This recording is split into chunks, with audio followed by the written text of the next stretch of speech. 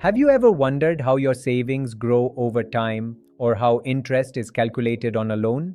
Today, we'll explore the fascinating world of simple and compound interest. Hello everyone, welcome to our channel, The Zero.Math. If you haven't subscribed us, please hit the subscribe button to learn math in easy way. Imagine you put money into a savings account or take out a loan. The extra money you earn or pay back is called interest, and it's calculated in different ways. Simple interest is the easiest to understand, calculated only on the initial amount you invest or borrow, known as the principal.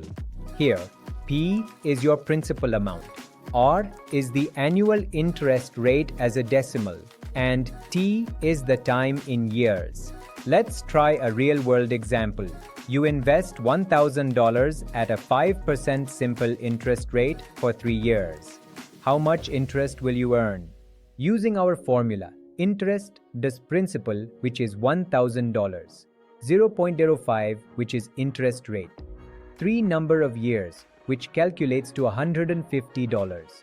So after 3 years, you'd earn $150 in simple interest.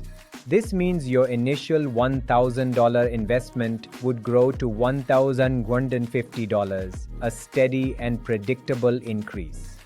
Now, let's introduce compound interest, often called interest on interest, which can lead to much more significant growth.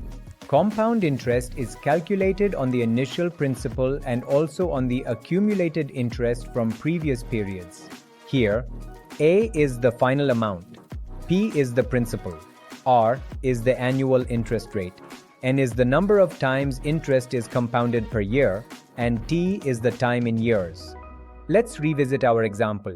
You invest $1,000 at a 5% interest rate for 3 years, but this time it's compounded annually. A equals P into 1 plus R to the power N. Here, P is the principal amount, which is $1,000. R is the interest rate, which is 5% or 0.05. N is the number of years, which is 3. So we substitute the values. A equals 1000 into 1 plus 0.05 to the power 3. That becomes 1000 into 1.05 to the power 3.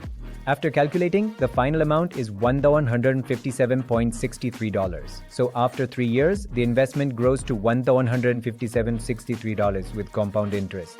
Notice how the interest earned is slightly higher than with simple interest, because you're earning interest on your interest. So, what's the big difference between simple and compound interest? It's all about how the interest is calculated over time. Simple interest provides a linear growth, while compound interest offers exponential growth, especially over longer periods. This interest on interest effect is why compound interest is often called the eighth wonder of the world, making your money work harder for you. Understanding these concepts is crucial for making smart financial decisions, whether you're saving for college or planning for your future. Keep exploring, keep learning, and remember that financial literacy is a powerful tool for your future success. Thanks for watching.